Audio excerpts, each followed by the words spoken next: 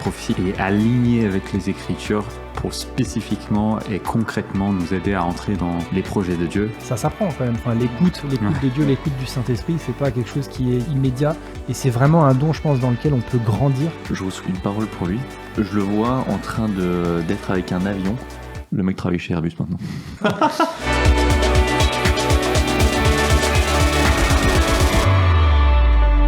Bonjour à tous pour ce 6e épisode de podcast sur la personne du Saint-Esprit. Je m'appelle Adrien, je vais animer cette session et je suis accompagné de Ben. Salut. Salut Ben, et de Thomas. Salut. Deux potes et avec qui on dirige l'église CVV, avec aussi Yann et Thierry. Et aujourd'hui, on va faire un focus sur un don, le don de prophétie. On va un peu explorer qu'est-ce que c'est, comment le pratiquer sainement, et aussi, bien sûr, et toujours donner des témoignages sur comment Dieu a déjà utilisé ce don dans nos vies. Et pour commencer, j'avais envie, moi, de raconter une anecdote d'un don de prophétie que j'ai reçu. C'est pas un que j'ai donné. Mais là, on est bien il y a 10 ans, avec une des premières fois où Julian Adams vient à l'église CVV. On a déjà parlé dans d'autres épisodes de Julian Adams, qui est un prédicateur et un prophète confirmé et reconnu par beaucoup. Et comme je dis, c'était l'une des premières, ou peut-être même la première fois qu'il venait à CVV. Et moi, j'étais au fond de la salle pour cette conférence. Et donc, il prêche, et à la fin de sa prédication, il a un temps de ministère et de prière pour les gens. Et là, il me pointe du doigt, comme ça, j'étais derrière avec une chemise colorée quadrillée. Il dit toi là-bas, avec la chemise colorée quadrillée. Donc on se connaissait pas. Hein, moi, c'était la première fois que je le voyais, la première fois qu'il me voyait aussi. Et il commence à raconter des choses que j'étais en train de vivre dans mon travail. Donc il avait une parole de connaissance. Ouais. Sur des choses que j'étais en train de vivre dans mon travail. Et c'était assez particulier parce qu'à l'époque, j'étais prof et j'étais en train d'essayer des pédagogies un peu nouvelles, où bref, j'envoyais des vidéos à mes élèves, puis après on travaillait à partir de ça, et il décrivait en fait cette pédagogie un peu innovante que j'étais en train de mettre en pratique. Et donc là, il a eu mon attention. Je m'en souviens parce qu'il disait Dieu te voit en train de... Et ça me fait penser à Jésus qui voit Nathanaël sous l'arbre, sous le figuier. C'est un figuier ? Figuier. Et le sens de cette parole de connaissance, c'était d'attirer mon attention sur ce qu'il allait dire. Ne reste pas focalisé sur le figuier. Ouais. C'est pas grave. Et donc, il avait clairement mon attention parce que c'était assez impressionnant pour moi en tout cas. Et après, il a dit pas mal de choses. Et l'une des choses qu'il a dites, c'est qu'il a dit que Dieu allait m'amener du dernier rang au premier rang. Et c'était à une époque où j'avais la passion pour l'Église et l'envie de servir à l'Église était en train de naître. Et un peu, tu vois, le début, l'eau qui frémit, tu vois, dans ton cœur. Et quand Julian Adams a partagé cette parole où il disait que Dieu allait m'amener du dernier rang au premier rang, c'était pour moi Dieu qui me disait vas-y, en fait tu as la possibilité, la porte est ouverte pour toi d'aller plus au devant. Et ça s'est pas fait en un claquement de doigts, il y a eu bien sûr plusieurs étapes et petit à petit en effet Dieu m'a amené de plus en plus devant, à présider, à prêcher, etc. Et souvent j'étais revenu à cette parole prophétique qui m'a accompagné dans des moments où j'avais des doutes aussi, et puis qui m'a affermi dans tout ce process de mon cheminement dans les responsabilités à l'Église. Et donc c'est un peu en guise d'introduction, voilà un témoignage de parole prophétique qui m'a vraiment touché et qui était vraiment structurante pour moi dans ma vie. Est-ce que vous les gars, vous avez d'autres exemples peut-être de moments où vous avez donné une parole prophétique ou reçu, que sais-je, je sais pas. Ben, Thomas, je vous écoute. Peut-être pour commencer, donc c'est pas une parole prophétique que moi j'ai donnée, mais c'est une parole prophétique que j'ai reçue, et c'est une parole prophétique que j'ai reçue en tant que bébé. Wow. J'en ai une aussi comme ça, je partagerai après. Sont pas mal ces histoires. c'est toujours intéressant, et C'était David Fellingham. J'ai grandi dans le sud de l'Angleterre et était dans cette église quand j'étais bébé, et qui a prophétisé sur moi que je serais comme un arbre, un grand arbre où il y a beaucoup de personnes qui vont trouver du repos et de la protection un peu sous les ailes de cet arbre. Et quand on est bébé, on ne voit pas forcément le caractère qu'on va avoir en tant qu'adulte, la personnalité, la manière d'agir et tout ça. Mais j'ai l'impression de plus en plus que j'avance dans la vie, et bien avant que j'ai vraiment conscience de cette parole, ce que ça voulait dire pour ma vie et tout ça, Dieu a développé en moi une sorte de personnalité, manière d'être et tout ça qui est assez calme, qui comme un arbre qui peut être là et rester là, pas être trop secoué, et il m'a donné petit à petit aussi des opportunités d'être comme de donner de l'ombrage, du bon ombrage à d'autres, quoi. Et aujourd'hui, dans l'église, clairement, avec le rôle que je porte, c'est quelque chose qui s'exprime de plus en plus. Dieu lui a montré quelque chose de la trajectoire de ma vie, bien avant que ce soit visible, une parole prophétique, quoi. Et tiens, je me demande, parce que du coup, ça me fait penser à la parole prophétique aussi que j'ai reçue quand j'étais petit, je te dirai après, mais à quel moment, parce que j'imagine que tu t'en es pas souvenu, enfin, c'est tes parents qui te l'ont dit ou des personnes autour de moi, à quel moment ils te l'ont dit, en fait, tes parents, ils t'ont partagé cette parole, tu t'en souviens ou pas? Ça, j'arrive pas à m'en souvenir. Okay. Je devais être plutôt jeune. Mais encore une fois, ils me l'ont dit, mais c'est abstrait. Tout à fait.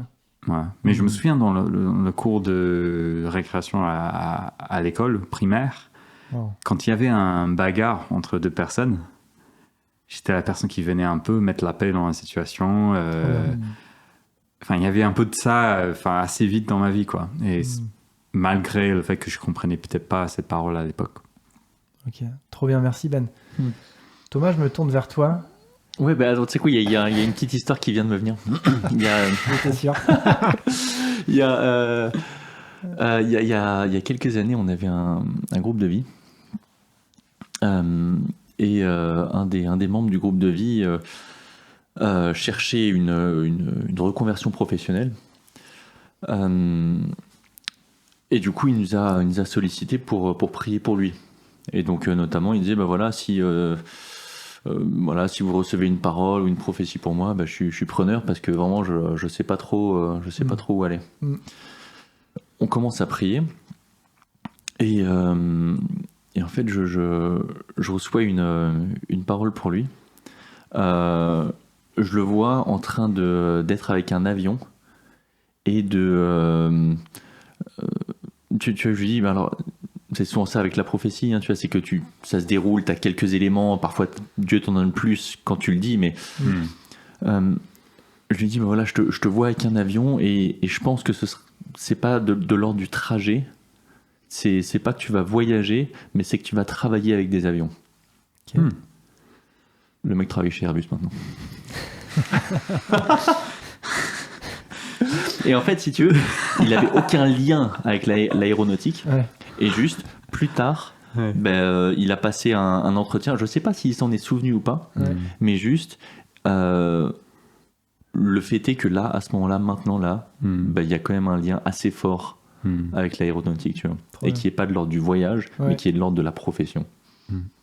Moi, j'en ai un autre qui peut faire un peu rire, parce que j'ai reçu plusieurs fois dans ma vie des paroles avec moi dans l'image d'un cheval. Quoi, c'est-à-dire que tu étais un cheval ou tu étais sur un cheval? Donc par exemple, c'était une des prophéties qui, je pense, m'a lancé dans la direction aussi de vraiment mener dans l'église et tout ça. C'était une parole d'une personne prophétique dans les églises Nouvelle Frontière dans le sud de la France, Farid, et il disait, je te vois comme un grand cheval qui veut aller loin et vite. Et je vois, il y a plein de chevals plus petits qui viennent, qui courent à tes côtés. Et vous allez ensemble loin et vite, quoi. Ouais. Et c'est aussi une autre personne ACV des années après, Alan, qui a dit, je te vois sur un grand cheval cheval blanc dans les deux cas. Donc lui aussi c'était un cheval blanc, je vois toi et Kenza, ta femme, dessus. C'est comme si le cheval est en train de ouvrir une porte là avec ses pieds, là, bam, ouvre la porte, il commence à courir et il va commencer à voler même au bout d'un moment. Et il y a eu d'autres moments où cette même image, par des personnes qui se connaissent pas, qui savent pas que j'ai réussi ça, viennent avec cette idée de cheval. Donc je pense pas que je suis appelé à devenir un cheval, mais c'est quelque chose de l'ordre d'un appel pour aller loin, pour aller vite, pour être un leader. Je crois bien que Thomas il t'a donné une parole prophétique avec un cheval. Hein, ouais. Mais en fait ça revient. On était en week-end d'anciens et on avait passé un temps dans la prière où on essayait de recevoir un petit peu une image pour chacun des responsables qui étaient là. On était 6 à ce moment-là. Et je me souviens de chacune des images. Et toi, je me souviens que j'avais l'image d'un Mustang pour toi qui courait vite et qui emmenait d'autres chevaux derrière lui. Parce que ces chevaux, justement, voyaient ce cheval qui court et ils avaient envie d'être avec lui et de le suivre. Je tiens à t'honorer en place publique parce que Dieu t'a placé comme ancien principal de notre groupe. Et je pense que ce Mustang, tu l'es et qu'on a envie de te suivre. On a envie de courir avec toi. fond, Et juste, on veut t'honorer dans ce rôle parce que tu es un beau Mustang.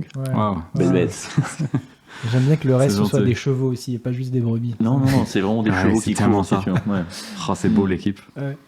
Mais c'est marrant comme mon Dieu, finalement, il écrit le livre à travers les années avec un lexique où tu sais qu'il veut ton attention. Trop bien.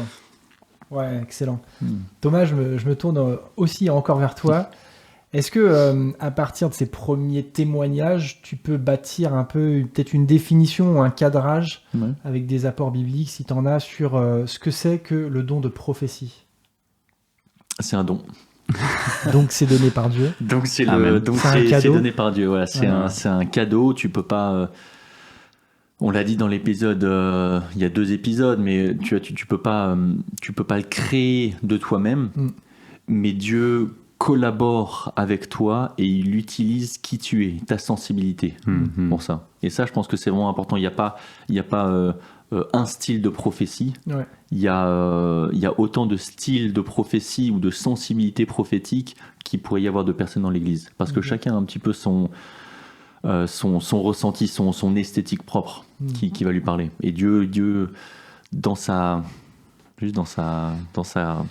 amour pour nous fait avec notre sensibilité. Sur la définition de ce que c'est, je pense que c'est t'as Pierre qui parle Éphésiens qui parle des dons de parole et des dons de révélation. Et en fait là on est dans l'ordre du don de révélation. Et Dieu se révèle en fait à travers l'histoire de la création. Il s'est révélé de plusieurs façons. La première qu'il a choisi de faire, c'est de se révéler à travers la création avec un grand C. La nature, les étoiles, c'est ce qu'il a fait avec Adam et Ève. Il s'est révélé comme le Dieu, et quand tu lis le discours de la Genèse, les 2 chapitres, en fait ils sont pas écrits au hasard, c'est du génie littéraire, parce qu'en fait il est en train de répondre en montrant que Dieu est largement supérieur à tous les autres dieux du Moyen-Orient ancien, parce que lui il règne, et il le montre dans sa création, il n'est pas soumis à sa création, il règne sur sa création. Et il se révèle comme ça. Et tu as vraiment ça qui se dégage de Dieu en ce que la première chose, chrétien, pas chrétien, il veut être vu. S'il y a des milliards d'étoiles, s'il y a une rotation terrestre qui s'effectue seconde après seconde, jour après jour, et qui a un ordre dans la création, la Terre n'est pas plate. Mais si, la Terre n'est pas plate, sauf si c'est un frisbee qui tourne sur lui-même. C'est pas parce qu'on est dans le podcast qu'on doit aller dans cette direction, mec. Je referme cette porte. Censure. Théorie du complot. T'as un ordre dans la création qui est là et qui pointe vers la nécessité d'un créateur. Donc tout le monde en lui a cette étincelle divine. c'est Calvin qui disait que tu as le sensus divinatus, c'est le sens divin qui est en toi et qui, tu sais par définition que Dieu existe, que tu décides d'éteindre ça ou pas. Voilà. Donc ça, c'est la première façon dont Dieu se révèle. T'as dit qu'il y en avait 2 autres? T'as dit 3, hein? Oui, il y en a 2 autres. Ouais. Ensuite, il y a la Bible. C'est la révélation. Donc on parlait de la révélation générale. Ouais. Là, tu as la révélation spécifique, qui est la révélation par les Écritures, où Dieu écrit l'histoire du salut. Dieu montre dans toutes les pages qu'il est présent, qu'il règne, comment il veut sauver l'humanité, que l'humanité le rejette, que tu as les 5, tu as la chute, t'as la création, la chute, la croix, la rédemption et le salut universel, enfin le salut eschatologique. Et en fait, tout ça, c'est Dieu qui nous le révèle dans la Bible. Et en fait, notre vie, on a besoin de la Bible. On a besoin de la Bible pour la vivre. Pourquoi ? Tellement. Parce que c'est la façon dont il a décidé de se révéler. Si t'achètes un Moulinex pour faire un placement de produit, t'achètes un truc Moulinex, c'est tellement galère que t'as besoin de comprendre comment il fonctionne. T'as besoin du manuel. En fait, la Bible, dans un sens, c'est un manuel, mais c'est un manuel relationnel de comment Dieu veut être avec nous et de comment nous, on se comporte les uns avec les autres et comment on devrait se comporter avec Dieu. C'est souvent entendu, c'est pas un manuel scientifique, non. Mais c'est une histoire qui est racontée de Dieu qui s'approche à l'humanité et qui trouve son point culminant dans Jésus, quoi. Exactement. Et donc, toute l'histoire nécessaire à la vie chrétienne, à comprendre la vie chrétienne, se trouve là. Mais il y a quand même des petits éléments. Pourquoi ? Parce que, encore une fois, tu le dis, c'est pas un manuel scientifique qui, du coup, t'énumérait toutes les clauses, etc. Les situations possibles, toutes les situations. C'est pas une théologie systématique, en fait, finalement. Exactement, c'est pas une théologie systématique. Et si tu veux, les théologiens, notamment juifs à l'époque, ont développé toute une théologie de la casuistique, parce qu'en gros, ils prenaient les commandements et ils disaient, ok, en fait, on essaie de comprendre qu'est-ce qui est derrière. Et du coup, tu prends ce commandement, du coup, si on essaie de le décliner, ça veut dire que ça et ça et ça et ça. Okay ? En fait, la prophétie, dans un sens, c'est pareil, sauf que c'est pas nous qui faisons cette espèce de casuistique en disant, en fait, tu prends ces commandements, du coup, t'en tires des inférences, mais c'est Dieu qui s'adresse, du coup, à nos particularités, à nos situations spécifiques. Pourquoi ? Parce que, encore une fois, la Bible, c'est l'histoire de la révélation du salut. Ouais. Sauf que moi, comment je fais dans mon travail ? Parce que là, par exemple, j'ai un rendez-vous cette semaine.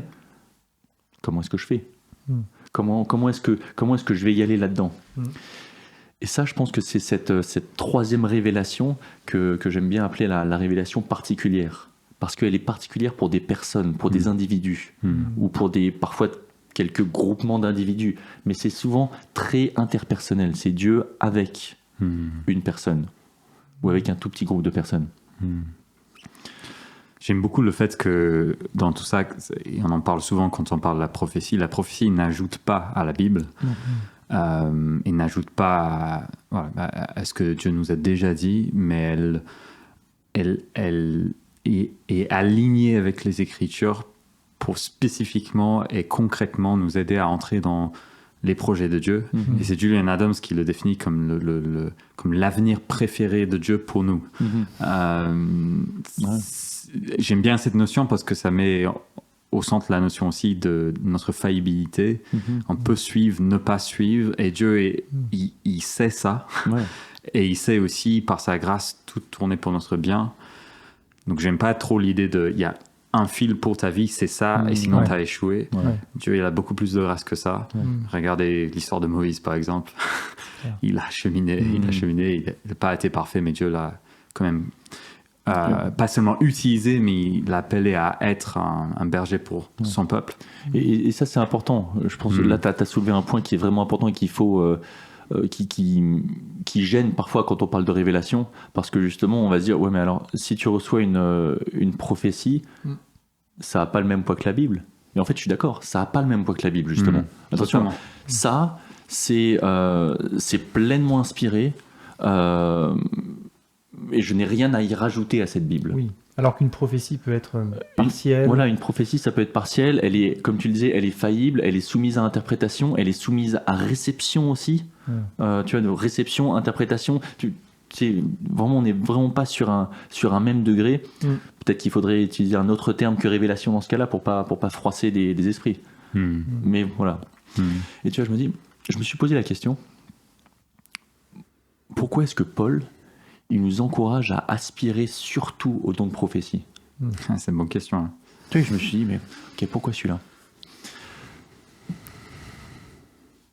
Et je pense avoir peut-être trouvé un élément de réponse. C'est pas toute la réponse, clairement pas, mais Dieu crée l'Église, des nouvelles créatures.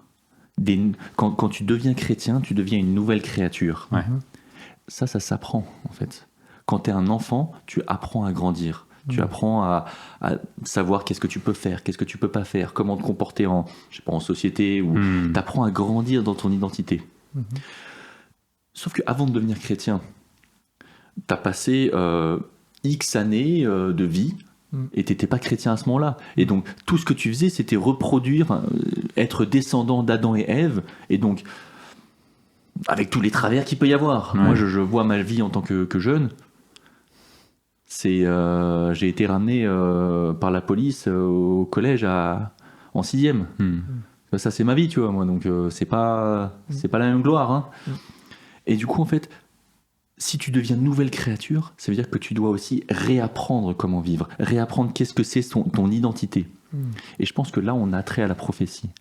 La prophétie révèle le cœur de Dieu et nous révèle notre vraie identité en Christ. Et la manière dont elle se décline dans telle et telle situation. Exactement. Exactement. Et je pense que c'est pour ça que Paul nous appelle à aspirer surtout au don de prophétie, parce que on est tous des nouvelles créatures qui ont besoin de comprendre comment on fonctionne et donc d'avoir des révélations de Dieu dans notre vie quotidienne. Ouais, c'est très bon cette définition. Ouais. J'aime trop le concept de la révélation générale, spécifique et particulière. Je trouve que c'est un bon cadrage. Je m'en souviens, on m'avait donné un peu cet exemple de patinage artistique et j'y pense parce que là, hier soir, il y a une cousine de ma sœur, wow, de ma femme. Ta sœur en Christ, frère. Ah non, elle est plus ma sœur en Christ. Une cousine de ma femme qui était là à la maison et qui fait du patinage artistique. Et en fait, dans le patinage artistique, c'est très cadré, quoi. Il faut faire telle et telle figure. Voilà, en fait, le cadrage est assez clair, en fait. Mais après, au sein de ce cadrage, il y a possibilité de faire tout ce que tu veux, des tourbillons, tes machins et tout. Et c'est un peu ça avec la Bible qui est le cadrage. On ne peut pas déroger, la prophétie ne peut pas aller au-delà ou dire des choses contraires à la Bible. Non. Par contre, elle peut amener des choses, voilà, des petites tournures, des spécificités pour notre vie. Et je trouve que c'est des bonnes manières de le comprendre. Puisque la Bible est la parole insufflée par l'Esprit, comment est-ce que l'Esprit pourrait contredire ce qu'il a déjà dit, quoi. Oui. Exactement. Il nous a déjà révélé. Du coup, si je nous lance un peu sur le sujet de comment on pratique un peu sainement la prophétie dans le cadre de l'Église, mais pas que d'ailleurs, parce que les dons, Paul il le dit, qui sont au service de l'Église pour édifier, encourager, réconforter, mais c'est d'ailleurs spécifiquement pour la prophétie, il dit ça, mais aussi pour le monde. Comment ce serait quoi pour vous une manière un peu saine de mettre en pratique ce don de prophétie? Voilà. Ben, pour moi, plus dans l'église peut-être, Thomas, tu compléteras ou tu prendras un autre angle, mais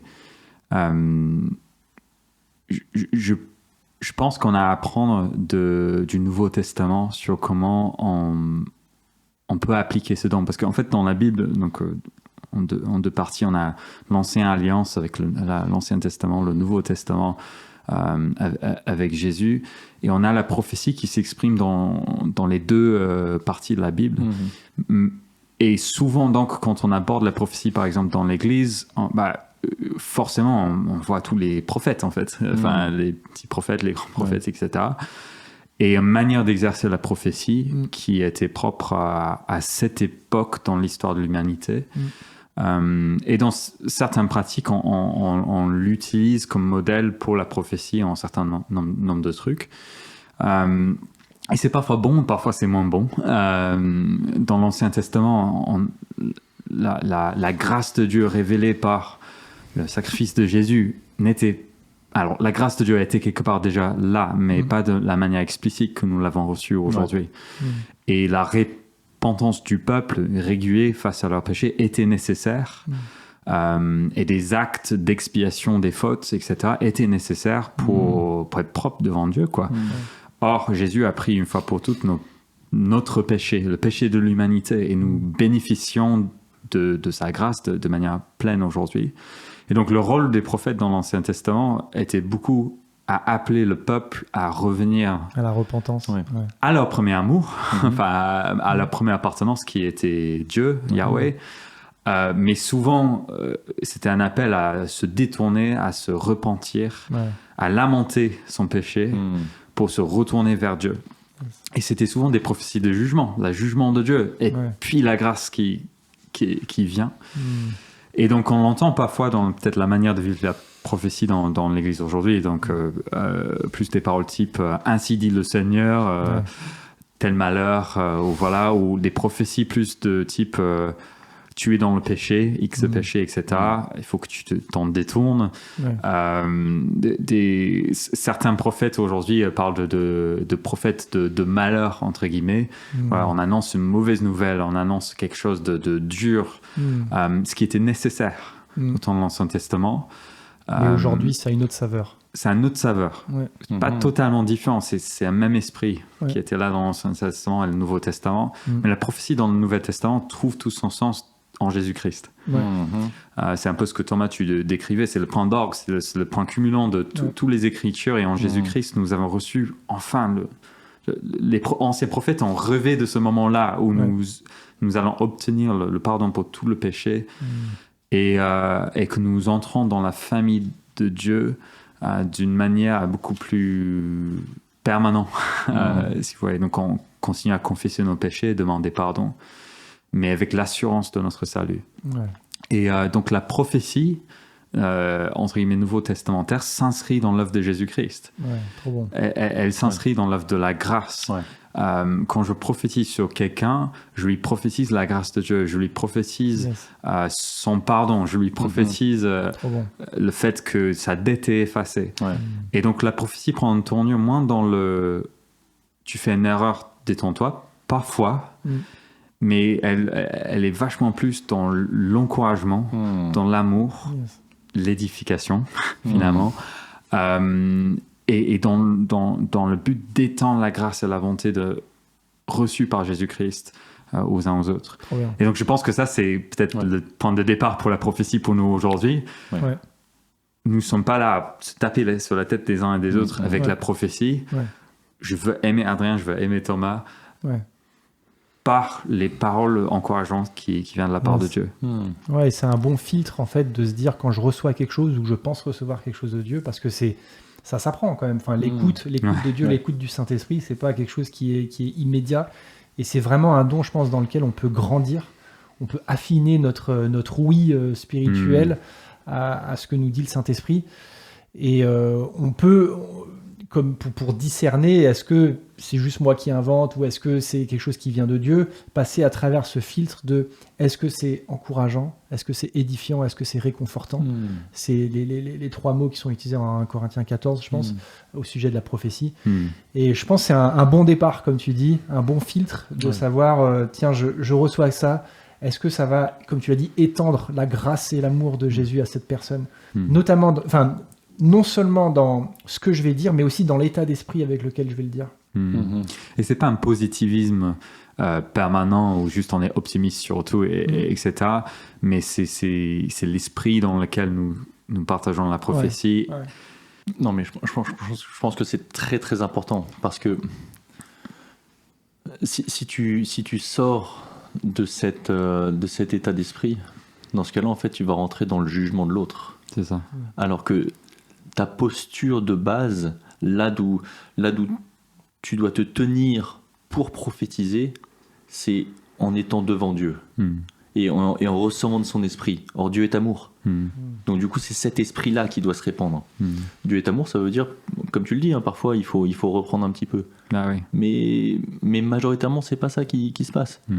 Pourquoi ? Parce que, encore une fois, on est après la croix, et souvent, tu es aussi en train de prophétiser d'une posture de nouvelle créature. Ouais, c'est ça. T'es plus en train, du coup, de dire à la personne, tu dois te repentir de tes péchés pour que tes fautes soient pardonnées. Non.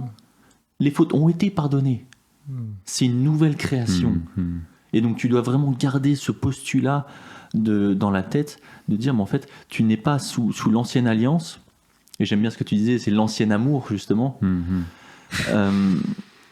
Tu es vraiment dans cette nouvelle posture en disant, mais qu'est-ce qui en Christ doit jaillir là ? Parce qu'en fait, le but de la prophétie, c'est de révéler le joyau qui est devant toi et qui a été terni par des choses. Christ, il n'est pas venu pour apporter la condamnation. Il s'est dépouillé pour pouvoir nous élever.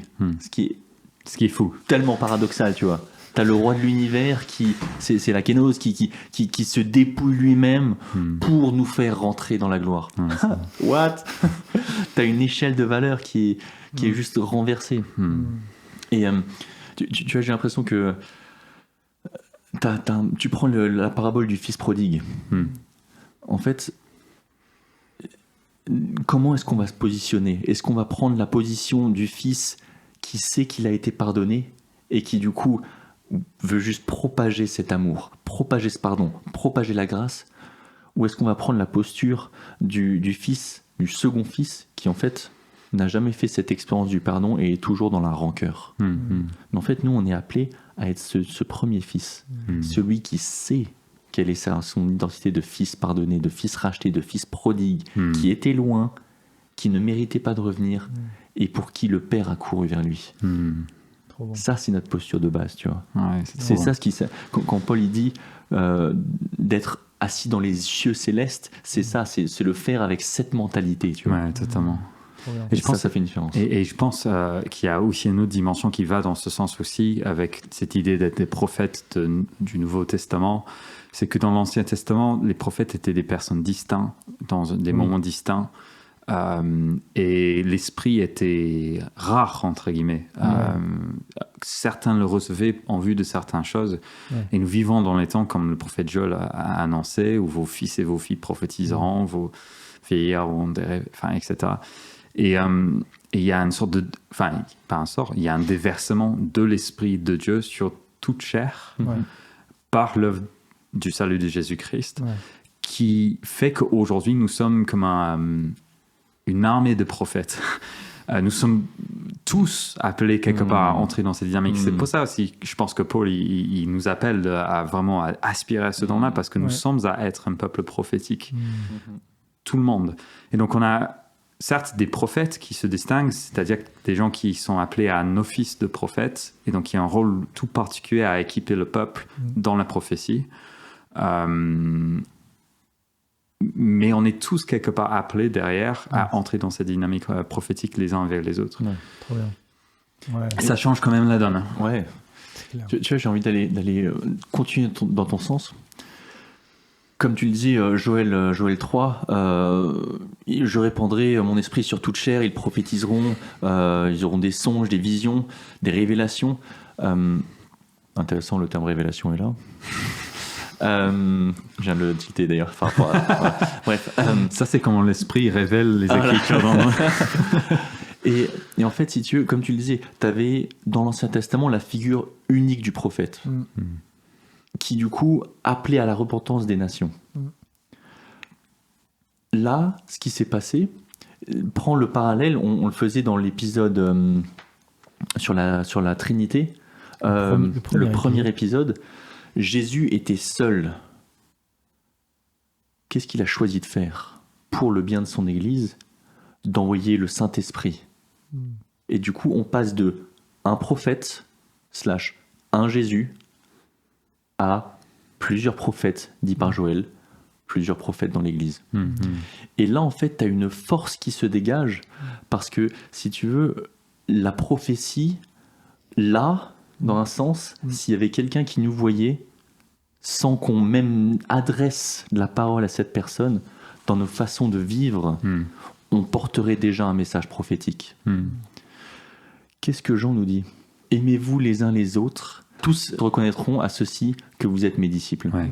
Et en fait, si tu veux, l'amour que tu portes les uns pour les autres a une valeur prophétique déjà aussi. Et donc, quand tu prophétises, tu vois, moi par exemple, je vais de cette posture de personne rachetée, je vais prophétiser sur toi.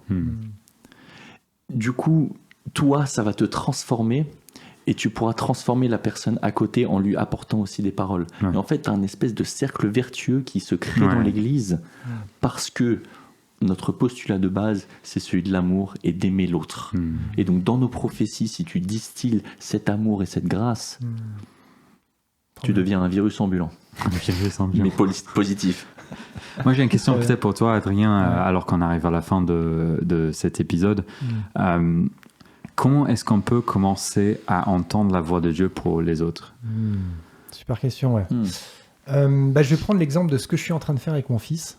Ah, bien. Ouais, en fait, donc mon fils qui a 5 ans, Joachim, à chaque culte, je lui pose la question pendant la louange de regarder les gens qui sont dans la salle et je lui pose 2 questions qu'on pose ensuite à Dieu. C'est Dieu, pour qui est-ce que tu veux qu'on prie ? Et qu'est-ce que tu veux qu'on prie pour cette personne ? Donc j'essaie de faire ça systématiquement à tous les cultes. Donc je le prends dans mes bras, on regarde la salle comme ça et je lui dis alors le Saint-Esprit, qu'est-ce que le Saint-Esprit est en train de dire dans ton cœur ? Pour qui est-ce qu'on va prier ? Et donc voilà, on essaye comme ça de percevoir la voix de Dieu, ce que Dieu il est en train de dire, et après d'y aller avec une idée qu'on a reçue de Dieu. Et souvent, ce qui se passe, moi je le vois aussi, souvent ça commence avec une idée, une image. Je m'en souviens, il n'y a pas si longtemps que ça, j'avais l'image d'un chef d'orchestre pour une personne. Et puis on y va, on commence à prier pour la personne, et là les choses se déroulent, et en fait on voit le Seigneur qui est en train d'ajouter à cette première image et de nourrir notre prière au fur et à mesure qu'on est en train de prier pour la personne. Ou alors prier, ou juste en train de lui dire, tiens, je te vois comme un chef d'orchestre, et puis là, hop, on continue, et voilà la parole prophétique qui est en train d'être donnée. Et pour aussi aller dans le sens des pratiques saines de la prophétie, c'est toujours bien d'être à plusieurs, que d'autres personnes puissent entendre ce qu'on est en train de dire. Il faut toujours être redevable de ce qu'on dit. Et il y a une vraie responsabilité pour la personne qui reçoit la parole prophétique. Aussi un travail de discernement quand on reçoit une parole. Il n'y a pas si longtemps, j'ai entendu une personne qui a reçu une parole prophétique qui l'a vraiment déstabilisé. Et je me dis, il y a vraiment un rôle, et peut-être qu'on ne le dit pas assez, mais quand on reçoit une parole prophétique, quelque part, pas juste de prendre tout pour argent comptant, mais aussi de processer avec le Seigneur. Ok, j'ai reçu ça, est-ce que ça fait écho en moi ? C'est d'ailleurs quelque chose qu'on peut dire quand on donne une parole prophétique. Est-ce qu'il y a un écho dans ta vie avec ce que je viens de te dire ? Oui, non, c'est aussi une manière d'avoir du feedback. Mais il y a une vraie responsabilité pour la personne qui reçoit de discerner aussi cette parole. Et j'ajouterais aussi une autre chose, c'est que quand Dieu nous donne une parole prophétique pour quelqu'un, ça veut pas forcément. Il y a aussi une notion de timing. Est-ce que c'est maintenant qu'il faut lui dire oui ou non ? Et comment lui dire ? Et je repense donc à l'histoire de tes parents qui ont reçu une parole prophétique pour toi. Enfin, pardon, de Dave qui a reçu une parole prophétique quand tu étais petit. Moi, mes parents ont reçu une parole prophétique pour moi aussi quand j'étais bébé, que j'enseignerai plus tard. Et c'est une parole qui m'ont dit que très tardivement, quand j'avais déjà commencé à exprimer l'envie de devenir prof. Et que j'étais en terminale en train de réfléchir à mon orientation. D'ailleurs, je pense à tous les lycéens qui doivent faire ça avec Parcoursup. Je m'orientais vers cette idée de devenir professeur. Et là, mes parents m'ont dit, mais tu sais, quand tu étais bébé, on a reçu ça pour toi. Et c'était vraiment une parole de confirmation. Et il y a une sagesse à avoir quand on reçoit en fait les paroles prophétiques. Je repensais à Joseph dans la Bible. En Genèse, je ne sais plus combien, 37, 39, par là, où il a un songe de Dieu et il le partage à ses frères Mais d'une manière beaucoup trop tôt. indélicate, beaucoup trop tôt. Les gars, je me voyais au milieu, vous étiez tous là, à vous mettre à genoux autour de moi. Alors qu'ils avaient déjà une relation fragile. Et puis Joseph a un deuxième songe qui raconte encore une fois à ses frères. Et ça va pas du tout. Et il y a vraiment un timing à avoir des fois quand on reçoit des paroles prophétiques. Ouais. Et mais le père de Joseph, Jacob, il a marqué qu'il gardait le souvenir des songes que Joseph avait partagé. Et je pense aussi à Marie qui gardait dans son cœur et qui repassait dans son cœur ce que l'ange lui avait dit. Voilà, il y a des choses des fois qu'il faut juste garder dans son cœur et qu'il faut ressortir au bon moment. Il y a un timing qui est important. Il y a garder dans son cœur, il y a aussi garder dans son cahier de notes. Parce que pour moi, il faut que je revienne dans mes notes j'ai un bloc-notes qui s'appelle Aujourd'hui. Donc c'est tous les trucs un peu médias et tout ça, plus perso, etc. Et j'ai 5-6 trucs que Dieu m'a dit récemment en haut. Donc à chaque fois que je vais faire une tâche dans la journée, je retombe sur cette parole-là, je retombe sur ce truc. Bien, ça. Trouver des méthodes pour se remémorer tout ça. Yes. J'ai une question. Si tu donnes une parole à quelqu'un, comment tu fais si c'est pas reçu en face? Comment tu te sens, toi? Je me dis, je me suis trompé, mais c'est pas grave. Comme on l'a déjà dit dans un épisode précédent, on célèbre la prise de foi, la prise de risque, le pas de foi, et pas le résultat. Mais du coup, je me dis aussi, ok, j'ai perçu ça. En fait, c'est vraiment un apprentissage d'écouter la voix de Dieu. Et je me dis, voilà, là c'était pas Dieu, en fait. Ou alors, après, c'est peut-être quand même Dieu, et la personne... Plus tard, peut-être plus tard seulement, ça va avoir du sens dans sa vie. Et donc, quand on apprend à l'exercer, je trouve qu'il n'y a rien de mieux que... Surtout quand on sait que c'est naissant, c'est tôt encore, tu vas dire à la personne, pas ainsi dit le Seigneur, mais tu vas dire, j'ai l'impression que Dieu m'a dit ça, est-ce que tu es OK d'écouter et puis de peser ce que j'ai à dire, quoi. Trop bien. Merci les gars, je pense que c'est une bonne manière de terminer. On pourrait continuer. On pourrait continuer. J'ai la mauvaise nouvelle de vous dire que c'est le dernier épisode de cette série sur le Saint-Esprit, sur la personne du Saint-Esprit. De la saison 1. Voilà, saison 1, ça veut dire qu'il y aura peut-être une saison 2, qui sait, on verra. En tout cas, merci pour votre écoute. N'hésitez pas, encore une fois, à liker, à commenter, à partager ce contenu s'il vous a semblé utile. Et puis, les gars, je vous dis à une prochaine. Ça va. Bye. Ciao.